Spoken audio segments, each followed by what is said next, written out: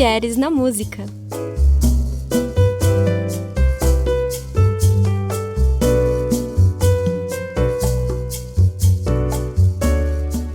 Olá, esse é o podcast Mulheres na Música e hoje iremos falar sobre uma personagem muito admirada na história do país e a maior referência feminina na música popular brasileira, Chiquinha Gonzaga.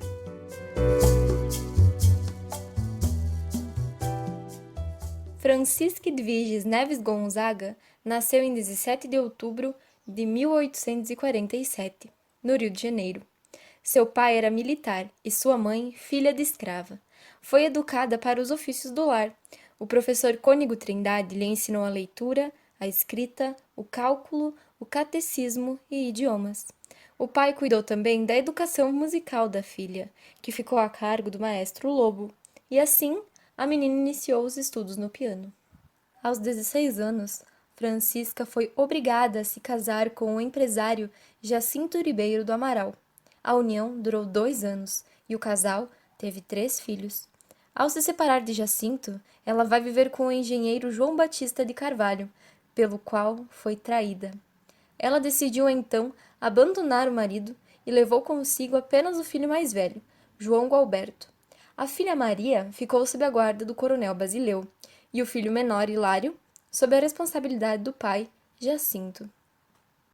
A jovem senhora Francisca Edviges rompia então com uma tradição familiar, passando a frequentar a boemia carioca ao lado de artistas.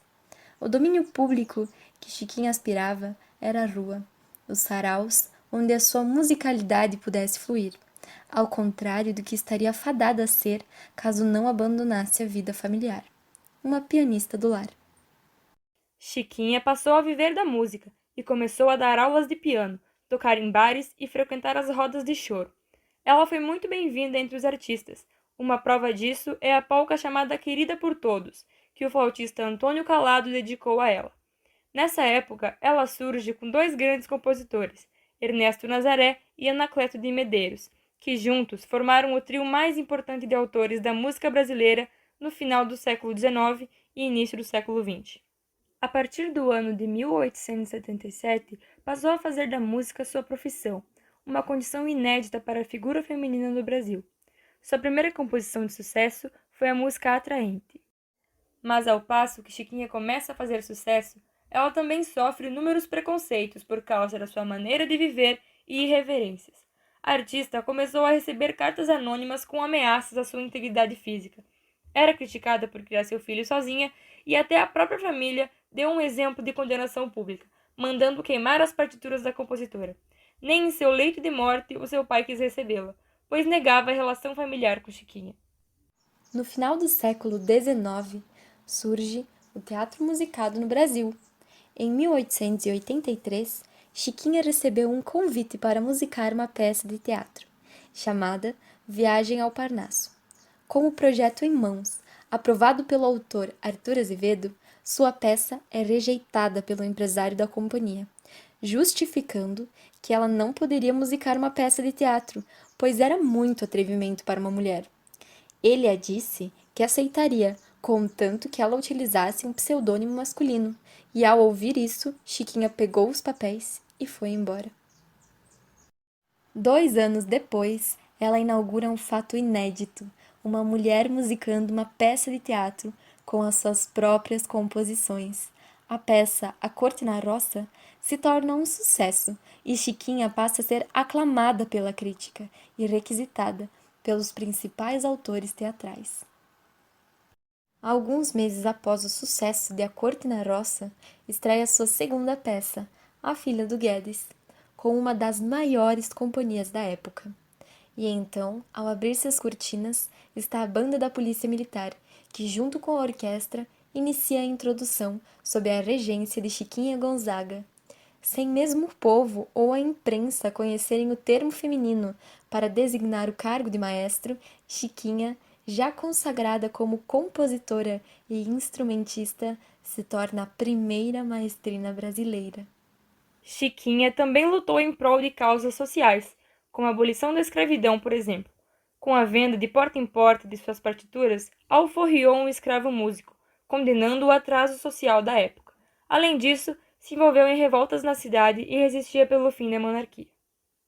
Em 1884, Chiquinha é chamada pelos europeus de alma cantante do Brasil, após se apresentar em um navio, e a essa altura, sua música já tomava conta dos bares de toda a cidade e já era conhecida pela composição de polcas, valsas, tangos, cançonetas e machixe.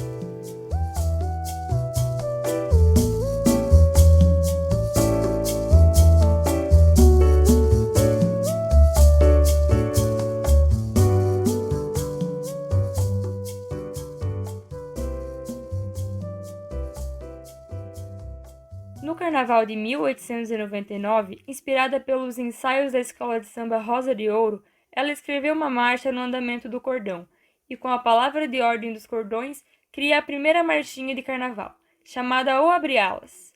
Foi esse o dia em que Chiquinha inventou a canção carnavalesca, que 18 anos depois se estabeleceu em embalos carnavais até os dias atuais. Entre os anos 1902 e 1910, Chiquinha faz várias viagens à Europa e percebe que a música popular brasileira é sucesso fora do país. Ela faz trabalhos por lá, compondo músicas de alto nível ao estilo português. O sucesso de Chiquinha dentro e fora do Brasil passa a repercutir e chega à mais alta elite brasileira. Em 1914, o seu tango Corta Jaca foi executado ao violão pela primeira-dama da época, Dona Nair de Tefé, no Palácio Presidencial do Catete. De volta ao Brasil, ela compõe a opereta Forró Bodó, que faz muito sucesso e enche os bolsos dos empresários com as apresentações, enquanto os autores tinham que se contentar com os aplausos, pois não existiam direitos autorais. Desde 1911, Chiquinha participou da luta pelo reconhecimento dos direitos autorais. Nas suas viagens à Europa, ela encontrou suas músicas sendo reproduzidas sem autorização. Foi ela quem puxou à frente das discussões, sempre reforçando a importância dos autores se unirem por essa causa, e em 1917 foi fundada a SBAT, Sociedade Brasileira de Autores Teatrais, a qual ela era sócia número 1. No ano de 1933, aos 85 anos de vida, Chiquinha compõe o que veio a ser a sua última peça, chamada Maria. Às 18 horas do dia 28 de fevereiro de 1935, em pleno carnaval, Chiquinha vem a falecer aos 87 anos de vida. É inquestionável que a obra deixada por Chiquinha Gonzaga enriqueceu o cenário artístico brasileiro. Foram mais de 2.000 composições musicais, 77 peças teatrais, entre burletas, operetas, comédias e revistas. Foi uma musicista que adaptou sua formação semi-erudita ao gosto das classes sociais mais amplas da cidade. Uma mulher que rompeu com os padrões morais de sua época. A compositora sempre aspirou respeito entre o meio artístico, mas do ponto de vista social, apenas nos últimos 20 anos de vida ela passou a ser respeitada. Tanto que no dia de seu aniversário, 17 de outubro, é comemorado o Dia da Música Popular Brasileira. Além disso, um século após a criação da primeira marchinha de carnaval, em 97, Chiquinha foi homenageada pela escola de samba Imperatriz Leopoldinense. A trajetória de Chiquinha é grandiosa e seu legado é sublime. É pioneira como mulher e artista, por isso é uma personalidade relevante não somente na música, mas para a história cultural do Brasil.